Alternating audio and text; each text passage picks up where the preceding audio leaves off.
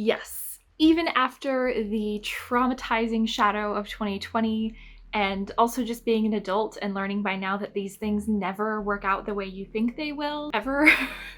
I am going to be making my New Year's resolutions, okay? Things that I am going to be resolute about, things I want to grow in, okay? We're talking about not a checklist of goals, but more of a vibe we're going for, habits we want to build, good practices, okay? So for me, last year was actually just ridiculous. I country hopped a few times, I became pregnant, I got really sick. If you watched my last video, I talked a bit more in depth about that. But the point is, for this year, I am like really leaning into my Virgo ascendant hardcore. I want to feel in control. I want to feel like I'm making progress towards something. And the best way for me to do that is to make lists. I'm doing the resolutions thing and I make no apology for that. Last year I had a really good start. The first like 3 or 4 months, maybe even 5 months of 2020 were really good. But then I just kind of fell off my practice because of life and circumstances, and things change and we can't always make good plans. I moved into this new house and I didn't even have an altar until a few months ago. I had nothing. I stopped reading all the books I was reading. I stopped observing any lunar cycles. I stopped everything that had previously defined my paganness. I've been doing this for so many years, like over a decade now. I was so used to those things defining me that losing that for most of 2020 was kind of difficult. Today is January 1st, 2021 in the Gregorian calendar. It's not really a pagan new year in particular. Honestly, it's the secular world that has been so dominating of my life that I'm gonna go with it. I'm gonna go with its timeline and I'm gonna just adapt. This is the first day of a new year. New year, new me, let's do it. And I'm gonna lean into that tradition. So these are my resolutions. I came up with 9 of them. 9 is the number of the goddess Aset, Isis, who I work with. So Isis willing, I actually make progress in each of these 9 areas. There's a couple in here that I could actually use your help with. So let's cover them. Let's talk. I feel like I'm kind of at a place in my life where possibly I'm just ready to find something I specialize in, or like, you know, I want to develop expertise in a certain area. So my number 1 resolution is to develop my own expertise in tree magic. If you've been following me for a while, you already know that a large part of my practice is centered around tree worship and working with trees and forest magic. That's what I do. I consider trees my friends. I love to meditate with trees. I love to communicate with them. I pray with them. I leave offerings. Trees are already where my spiritual path is really at. So this year I want to try to expand that a little bit more into intentional spellcraft, that, you know, you sit down for a few days and you come up with, you know, what you're going to say, how you're going to organize things, you gather materials, like you align it to the calendar, less off the cuff kind of stuff that I usually do, and more of a dedicated craft. I feel like that's one sort of dark spot I have in my understanding of how to work with trees, is how to do spellcraft with them in a really effective way. Number 2, lunations. I am very much a new moon kind of girl. I love dark moons. I love shadow work. I love black as my color. I vibe with that. That is very much my thing. So this year I want to move beyond just, you know, lighting a black candle on a new moon and into making new moons my day of rest for the whole month, my day of self-care for the whole month. Does that make sense? So I want new moons to be, depending on, you know, what the new moon is aligned to that month. You know, if it's square anything or conjunct anything, you know, I want to incorporate the astrology. I want to just make that day all about that moon and honoring that new moon. Whether that be going into shadow work that day, maybe it's a hike, maybe it's a spell. I don't know. Maybe it's like doing a lot of crazy art.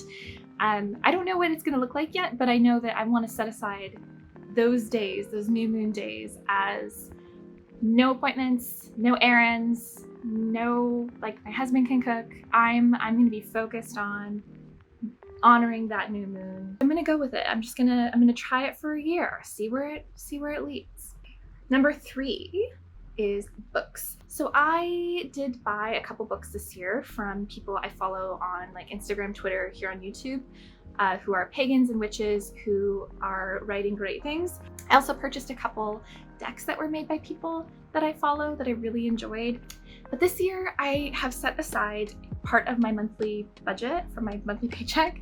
I have kind of siphoned off a little bit of that to dedicate to buying books and or decks from people who I encounter online. So I know that there is a huge, beautiful wealth of information on paganism and witchcraft and astrology and tarot and spirituality. I love going to the bookstore. I love digging through that stuff. I love getting cool stuff from the 60s and 70s. But the truth is that a lot of it is really outdated, at least in terms of what I, as a 21st century woman, might be looking for. I really want to learn from people I'm living with in the world now, contemporary people. You know, I want books where, you know, the witch is referencing climate change or capitalism or, you know, the war on terror, things that like are occupying my consciousness in 2021. This is partially where I would like your help, is if there are any books that you would recommend from people that you might follow on Twitter, Instagram, YouTube, etc. I would love to hear about them. Or if you've written a book, or if you do have a book that comes out this year, please let me know, whether it's self-published or traditionally published. I don't care. Yeah, I mean, my monthly budget is a little small. I'm not gonna be buying like 10 books a month or anything like that, but 1 or 2, maybe 3 books a month that I can invest in and get to know people that I follow. I would love to do that. So please send me your book recommendations, or if you have one coming out, let me know when it's around. Number 4 is related. I really want to start sharing my thoughts on some of the books I've been reading. I don't want to necessarily review books that I'm reading, but this year I do want to have the conversation that I feel like I'm having with the book when I'm scribbling in the margins. I do write in my books. I want to have that more in a public space, because I know that a lot of us are reading the same things, and maybe I'm reading things that you would find interesting. I don't know. So I do want to have those conversations kind of out loud. These are some books that I've been reading and I've been really enjoying, and I have a lot of thoughts on. So I think this year I want to make some videos for YouTube where I talk about, you know, 1 book at a time. I guess you could say I want to combine WitchTube and BookTube a little. A witchy book reviews. Moving on to number 5. I have a garden. The thing is, I did not make this garden. I bought this house with a garden already made. We are talking pears, apples, grapes, strawberries, blueberries, cabbage, tomatoes, kale. Like, the people who I bought this house from, they were an older couple. Amazing green thumbs. So because I was really sick when we moved in, I did not do much at all to the garden over the last 6 months. So it has sort of fallen into ruin. I did give my parents a bunch of tomatoes and beans and stuff as I could collect them before I'd go over to their house or something. But I mean, it needs a lot of work. The blessing in this is that it's an opportunity for me to recreate the garden in a very witchy way. I want to add to it. I want to kind of change it up a little bit. I would love to start a pumpkin patch this year. I would love to grow some herbs that I can use in my hopefully magical practices that I'm instigating in the next few months. I want to be able to grow my own herbs, harvest them, dry them. My husband is really passionate about wanting to start a witchy herb garden that he can make oils from. He will definitely be leading some of the charge there. I guess I want to have a green thumb. I want to grow things. It's something I've always wanted to do, but I guess it just seems so intimidating. And I do keep my house plants decently alive. Not someone who's like just a natural on their, on all fours, digging through the dirt and knowing what they're looking at and what they're doing and having that intuition about depth of seeds and how much water to add to things, all those little things that come with a green thumb, that intuitive sense of knowing. I'm not a green witch. I'm not even a gardener. So I'm not saying that I want to become a green witch this year, but I am saying I do want to take care of this garden that I have been blessed with. And I do want to add some magic to it. So this year I will be making a few videos about that process. You'll be seeing hopefully the cleanup and what we change and what we add, and I cannot wait to share that with you. Number 6.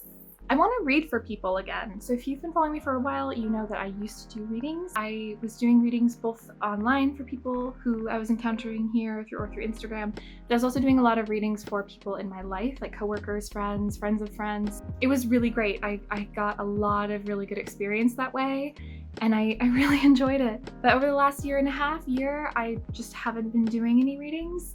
So I want to get back into that this year. I don't know how many readings I'm going to do. I don't know if I'm going to like reopen up, you know, readings like in like an Etsy store or anything like that. I don't know. But I do know that it's something I want to get back into because I enjoy studying people, and I enjoy that intuitive process. So yeah, I want to get back in touch with that side of myself. Number 7.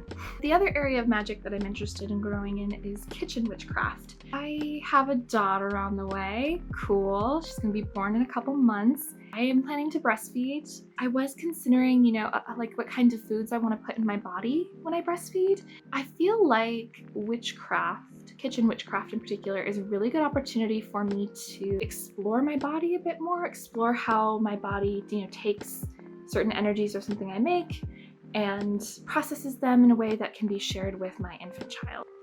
I've always kind of been interested in kitchen witchcraft anyway.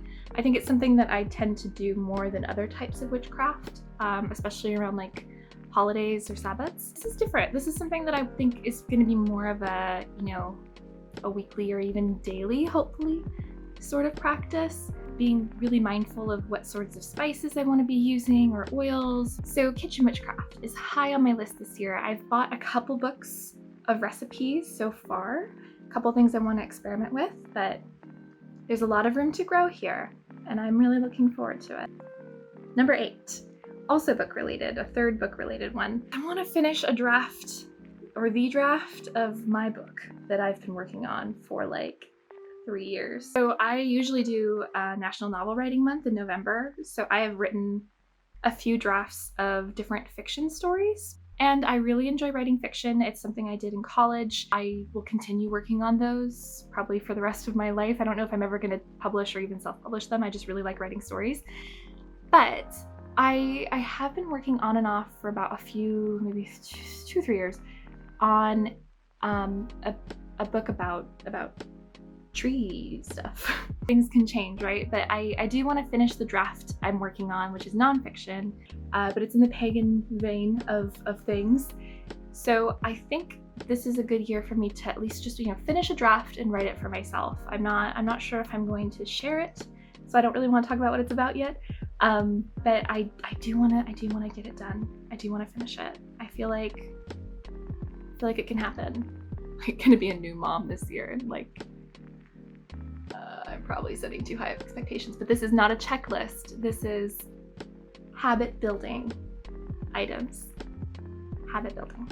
And number 9, Goddess Willing. This one's a bit more vain, but I'm feeling it. I think now that I'm in my late 20s, I feel more intentional about my physical presentation than I have since ever. I remember being in middle school and wanting to go back to school shopping and feeling like the clothes I picked out were going to be a really big deal in how people saw me or perceived me. So, I mean, it's not a foreign feeling. I've definitely felt it before as a young person. But this is my first time as an adult feeling very conscious of clothing and products that I use. So I mean this from both a sort of sustainability perspective and a spiritual perspective. I'm really tired of buying from chains where I know that so much of the clothing that I purchase from them or other people are purchasing goes to waste, or the process of those clothes being made is very bad for the environment. I'm a little over that process, consuming for the sake of consuming. And on the spiritual side, I feel like astrology has really pointed out to me the ways in which I can feel best about myself. And as far as the ascendant goes, I'm a Virgo ascendant. And I want to lean into that. When I dress like how I think a Virgo should dress, and I go in for an interview, or I go to a business meeting, I feel really good. There's something different about my energy and how I am able to interact with people or read the room or present myself or even just have self-control. This year, I'm going to focus on buying sustainably. So from sustainable brands or from vintage clothing stores and used clothing stores. And I'm going to kind of stick to a Virgo aesthetic. I'm going to lean more into that, see where it takes me, just explore. I want to find out what pursuing that will do to my psychology of self and my sense of self-esteem. Not like there's going to be anywhere to go in these cute outfits anytime soon, but for myself, it's going to be fun. So those are my 9 resolutions that I've come up with, or the 9 things I want to be really resolute about. I would love to hear what your resolutions are this year, if you're making any. If you're totally over the resolutions thing, I feel you, but I'm going for the big Virgo energy. I am going to be focused and driven. I need to make a mantra. I need to say that in the mirror every day. Thank you so much for watching this video. I'd love to hear about your resolutions below, and I will see you around. Bye.